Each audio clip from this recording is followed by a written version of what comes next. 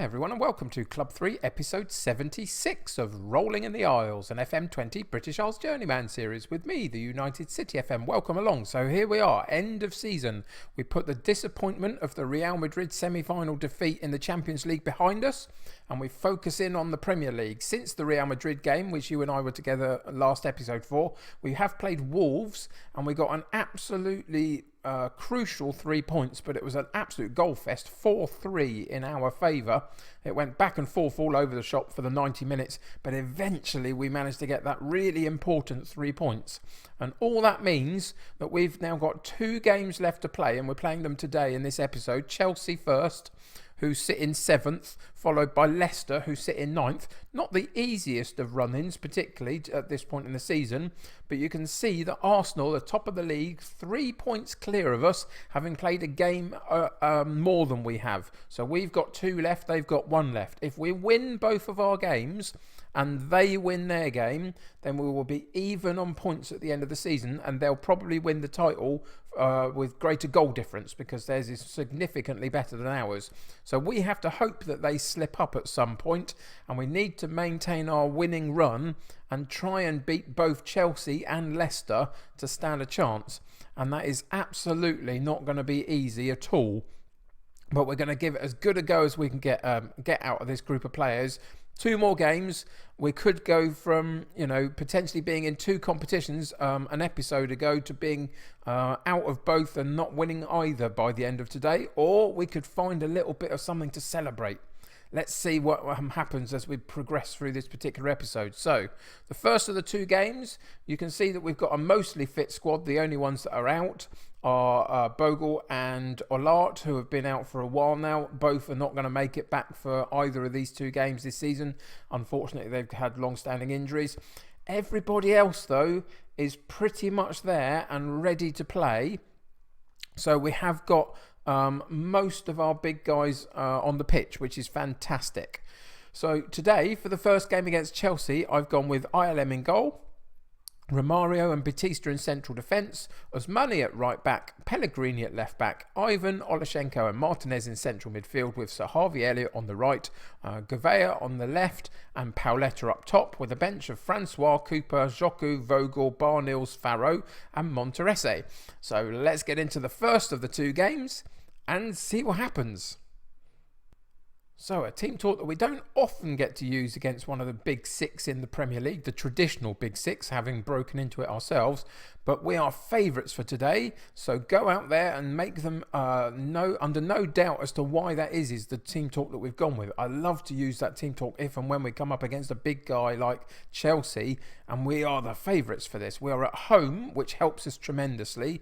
They're playing a 4-2-3-1, a sort of fairly bog standard 4-2-3-1. We're in our asymmetric formation at the start of the game, meaning we can go defensive or offensive either way depending on what happens in the game later on.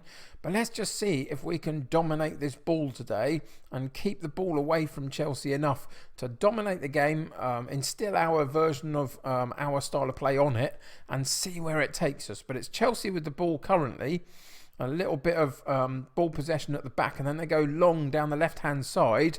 Rides a challenge, gets into the box, rides a second and a third challenge, gets a really difficult angle to hit the shot though. Decides to do it rather than put it back and the goal goes straight at the goalkeeper. But you can see they've got quality. Correga down that left-hand side, has been a real amazing player for several seasons for Chelsea now, and really one to watch. A real diving challenge there, and Osmani has been sent off for us. In the 43rd minute, you saw him dive in double-footed on that right-hand side for us in the right fullback area. And just when we need all of our big players to be doing well and concentrating and not making silly errors, there is a silly error for you. And we're going to have to really rethink this a little bit. So give me a moment to figure this out and I'll get back to you on what we've decided to do. So just for now, what we've decided to do is we're going into our defensive formation, but obviously we've taken away one of the fullbacks, so we've had to reshape it slightly. So we're going for 3 at the back. So I'm just going to change Romario's to a covering position and Francois up to a defend.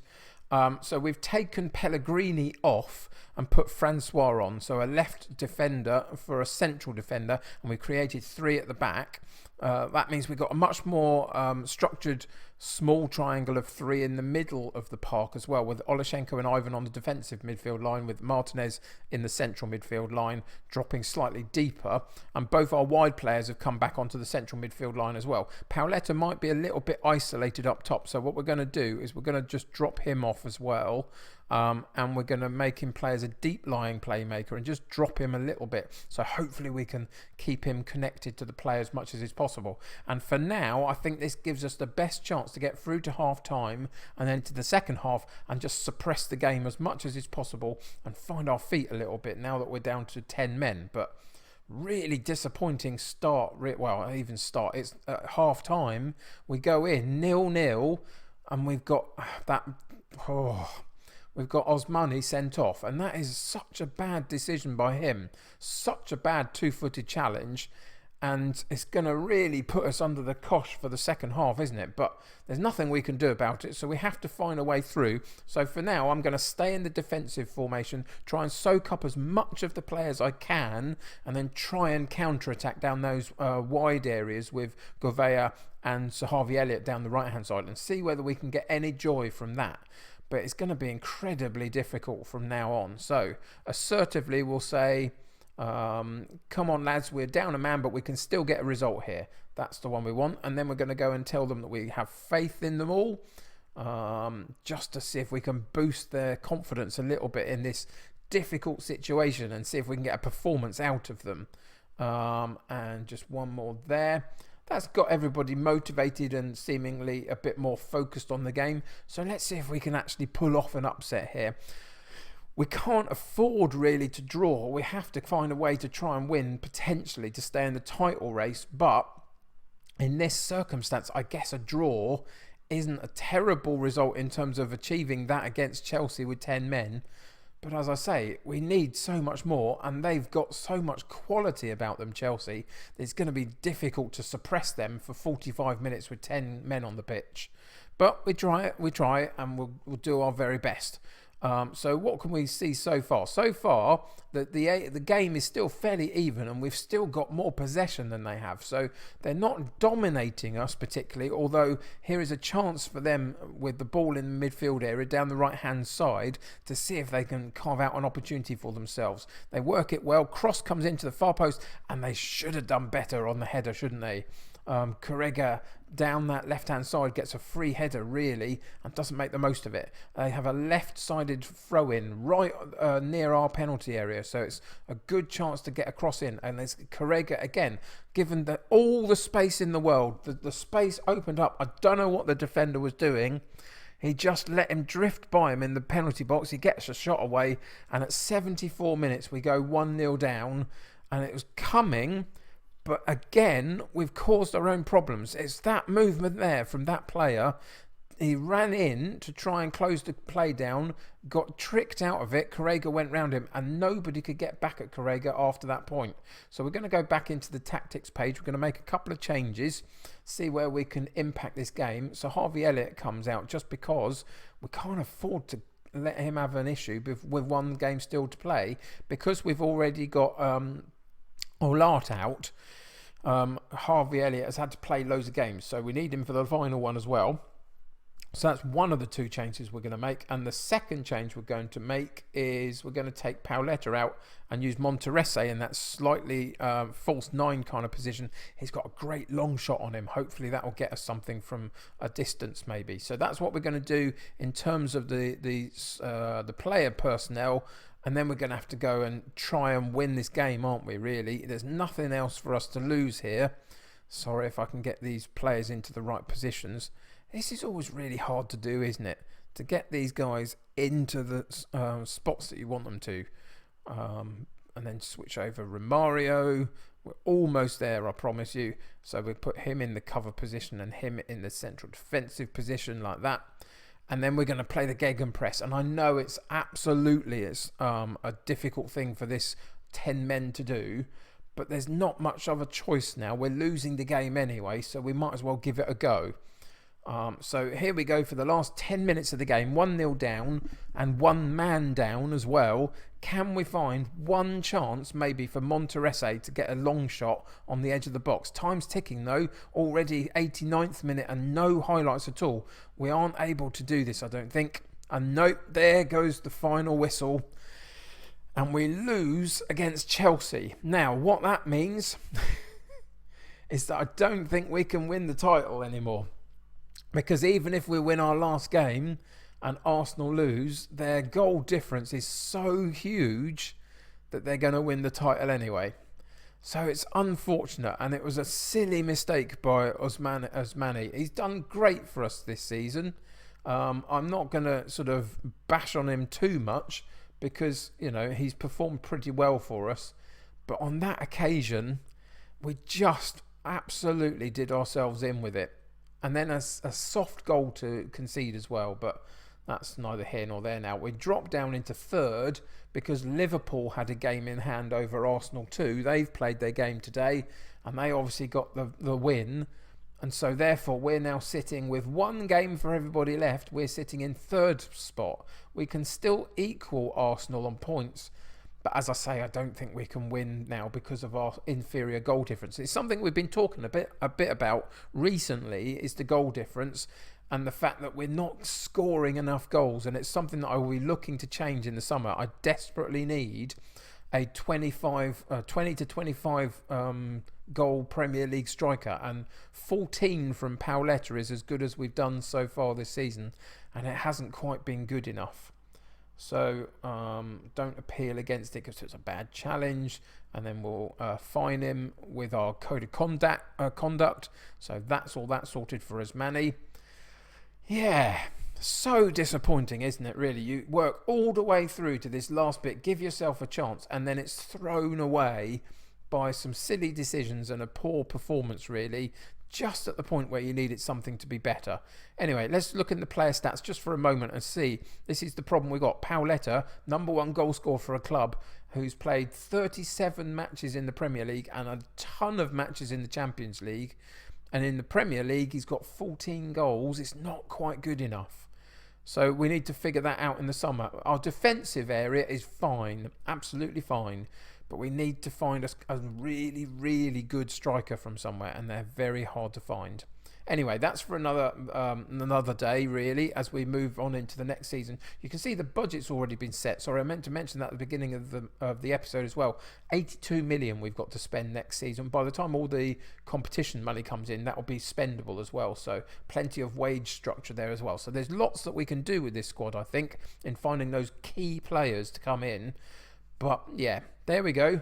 One game down, one game to go. Leicester City. We might as well try as much as we can to get as big a points total as we can and put the pressure on the others and see if we can find a way to at least. Well, we can't lose our third place spot. Let's see if we can bump up another position or two.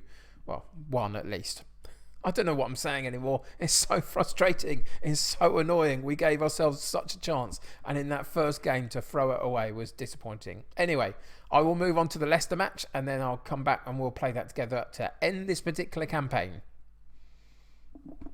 So here we are then for the last game of the season against Leicester. Really disappointing Chelsea result has meant that we can't really win the title now, but we can at least put on a good performance, I hope, and demonstrate that we're ready for the challenges that next season can bring up.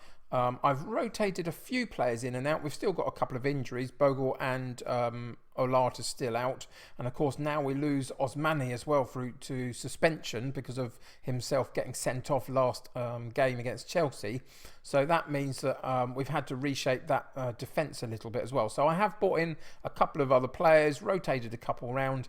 We just wanted to get a few fresh legs in there for this one last game, really. So that means that today, for the second game in our episode against Leicester City, final game of the Premier League season, we have ILM in goal, Romario and Batista in central defence, Natta at right back, Pellegrini at left back, Joku, Vogel and Martinez in central midfield, Sir Harvey Elliott on the right, Gouveia on the left and Monterese up top, with a bench of Francois, Cooper, Ivan, Dermas, Barnils, Farrow and Audran. So let's get into the second game and see what happens.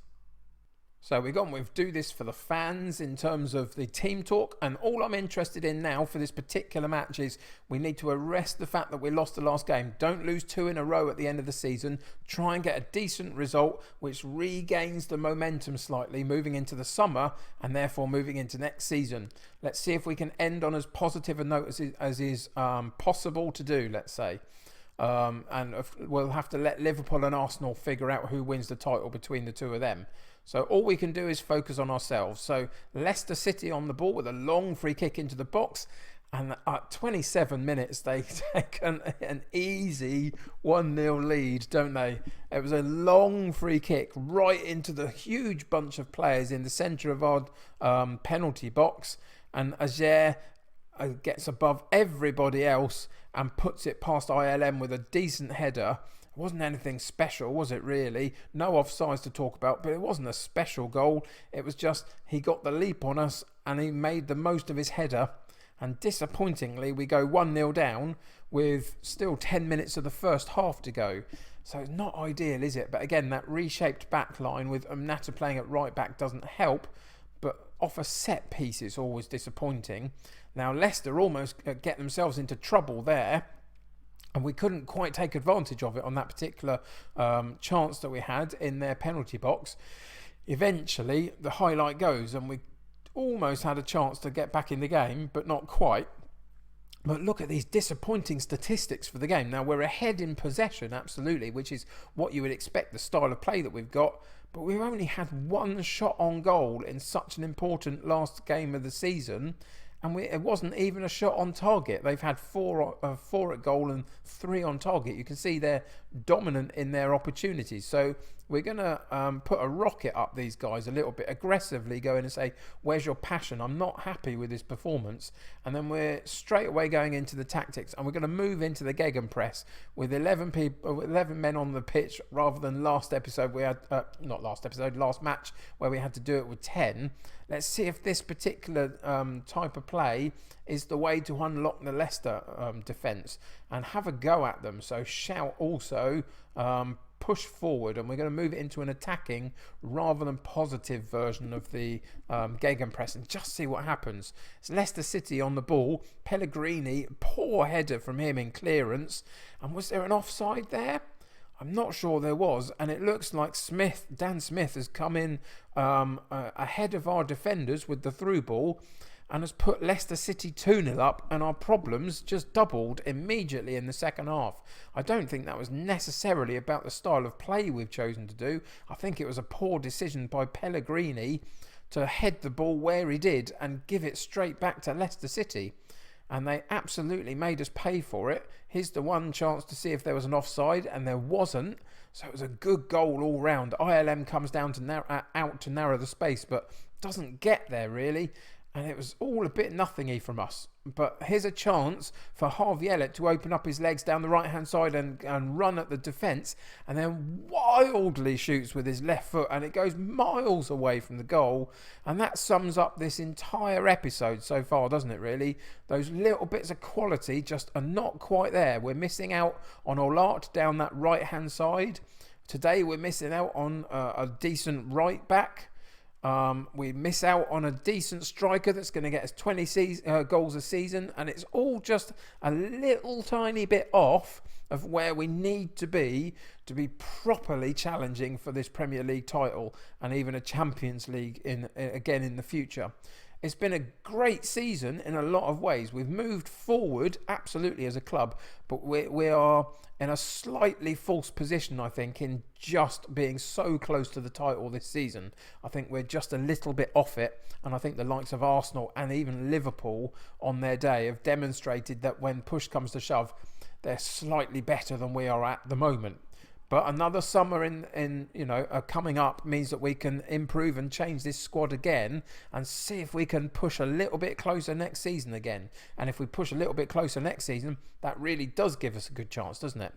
So again, we've got an opportunity to build up from the back with ILM on the ball, into midfield, into Martinez. He sweeps it out wide right to Umnata, supporting Sir Harvey Elliott down the right-hand side.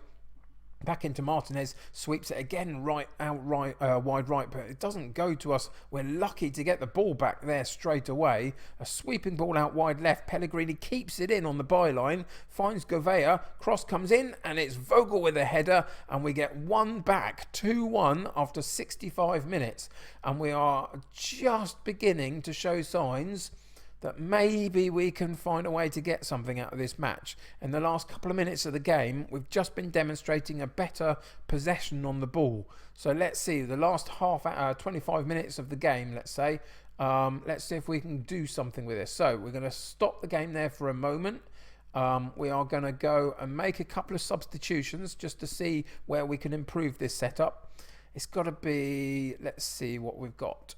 Monterese comes out, and Audran, who we've signed permanently for next season, he'll be our third choice striker next season, as he has been this season. Is a good one to have in that position. He's on a permanent deal for next season though.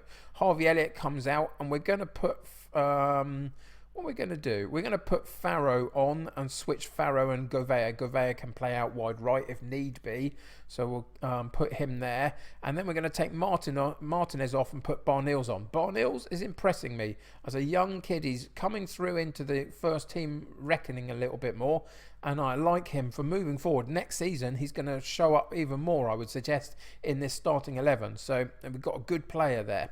So he'll get a run out as well on this particular match. A cross comes in for us, but it's half cleared by Leicester City. Vogel picks up the ball and sends it back to Romario. Back in again to midfield. Over the top, we almost lose out a couple of times there. Gouveia manages to ride his luck a bit. Cross comes into the far post, but it was too far out to be trying a looping header like that. It wasn't even inside the penalty box. And the ball harmlessly goes to the goalkeeper, but the clearance by the keeper is poor. And eventually Vogel picks it up in midfield, passes it straight through to Farrow on the left-hand side, who places his shot nicely, and we go 2-2 after 76 minutes.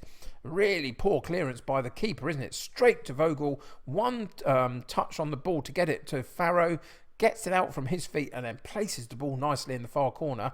And we've come back from 2-0 down, and we've got a 2-2 draw. Can we just find a way to sneak this one in the dying seconds of the game? We've got another chance. 81 minutes on the clock. Joku with the far post. Oh, we have done it. Farrow with a second goal. And that's the second time the substitution has impacted this game since he came on. And it was a great ball by Joku on this right-hand side. If we look from where he picks it up from a rebounded shot from Gouveia, and he gets it out to that left-hand side for Farrow on the volley. One touch and powers it into the back of the net. What a fantastic goal that is. And Leicester City immediately come back at us and get themselves a chance. But we cleared the ball nicely. We are on top of this game now, which is why I'm not changing from the gegenpress. We're going to keep at it for the last 5 minutes of the game and the last 5 minutes of the season. And Gouveia rise the challenge and found himself on the right-hand side because we switched him over. Cuts in on his, eventually on his right foot, but almost a left-footed shot for a second. Doesn't quite get his angles right, though.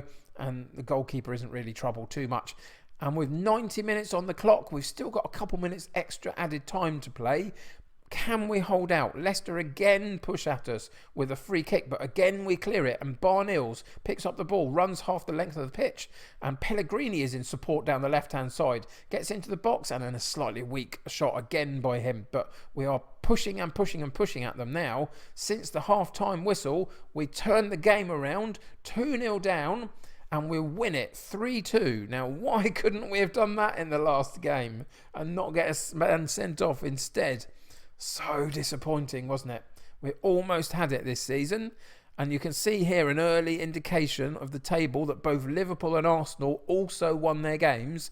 So in the end, Derby County, we finished third in the Premier League, which is again a step up from last season's fourth. So it's another improvement. 1 point behind Liverpool in second and 3 behind Arsenal in first. We are there or thereabouts. And for next season, that's really encouraging. If we can get our transfers right, I think that we've got a chance next season of continuing to improve.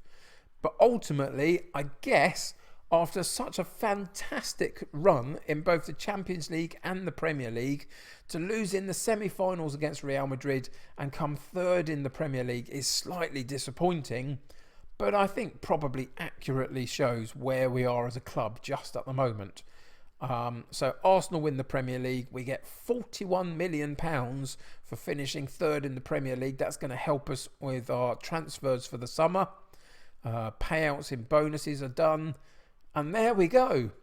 That is the 2030-31 season with Derby County finished.